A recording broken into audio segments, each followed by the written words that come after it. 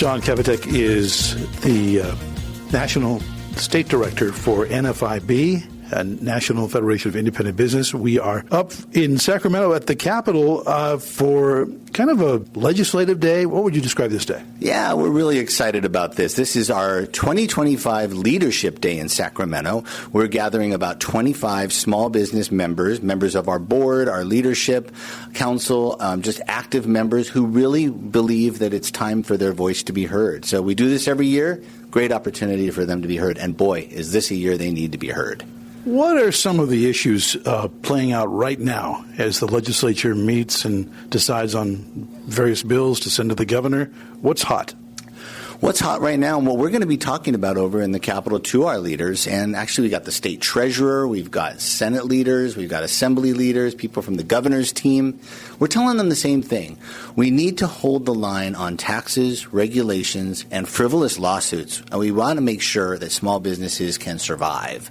We're going to be talking about a couple of important issues. You know, the unemployment insurance fund in California is deep in the red, billions of dollars, and we're the only state in the nation that has not repaid the federal government. So we're going to be urging our policymakers to do what's right with our money and make sure we're paying that down, because those dollars that we're not paying the feds actually comes back to hurt Main Street owners. We're going to be talking about taxes, making sure they're holding the line on taxes, and our Air Resources Board, which overreaches time and again with these heavy environmental regulations that may sound good, but they ultimately hurt Main Street if they're not done right.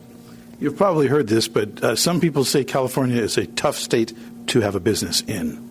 Oh, no question about it. And, you know, it's funny. We used to hear 10, 12 years ago, small business owners saying, I'm going to pack my boxes and I'm going to get out of here. A lot of it we thought might have been hyperbole at the time or rhetoric. But now really what we're finding is actually they are getting those U-Hauls. They are moving to Texas. They are moving to Wyoming and to other states that have a welcome atmosphere versus a gotcha atmosphere, which California continues, sadly, to have. When a business leaves, does the state care?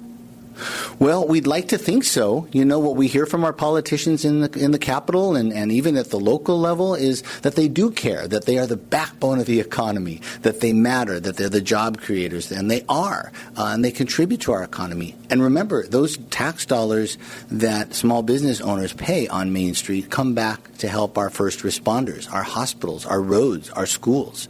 But unfortunately, what happens is when they get into that committee room or they get there on the legislative floor, something gets a hold of them. Unfortunately, those are special interests, labor, lawyers, and environmental extremists. And unfortunately, all that talk about small business being the backbone of the economy, sadly and ironically, we see our leaders showing no backbone when it comes to their votes.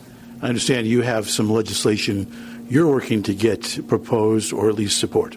Yeah, we're going to be urging the legislature to support a really good bill. It's actually Senate Bill 690 by Democrat Senator Ana Caballero.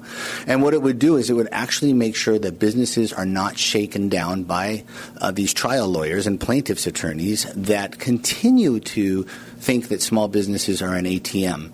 Basically, the way the law is constructed now and that lawyers can twist the law, if a small business owner is advertising to their customers, which most do online, and they do not notify their customers that they are receiving these cookies, these advertisements, then they are automatically being alleged as spying on them if they don't give the customer the chance to opt in to receive it. Ridiculous, and fortunately, I think we're going to see that small businesses will get protected there. But won't the Democrats listen to the donor base of attorneys and squash this from even getting a hearing? Well, we're seeing some good news. I mean, we've seen this move out of the state Senate into the Assembly.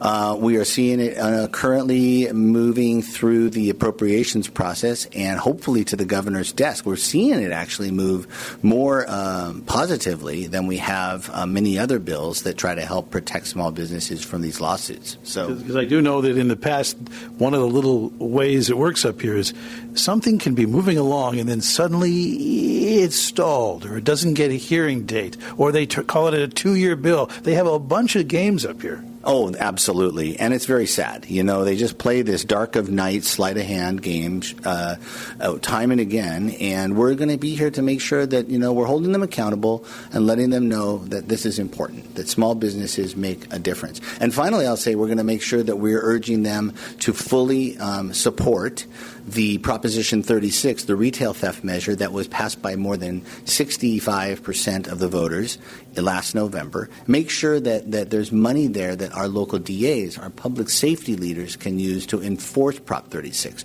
We got to still stop retail theft. There's still an opportunity here, and we're going to make sure that they hear loud and clear that small businesses remain the victim, and we need their help. Lastly, if you're a small business and you want to find out more about NFIB, where can they find you guys? Sure. You can go to NFIB.com, NFIB.com. If there's a California page that tells you all about everything. There's voting records on how your politicians have voted here in California.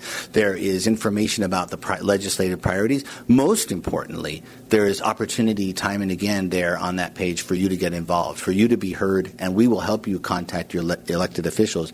Remind them that they work for us and that we got to make sure that they're held accountable to making sure small business, jobs, and the economy continue to grow again. John Kabateck, NFIB, Chair for California, National Chair, thank you so much. Thank you so much. Great to be here.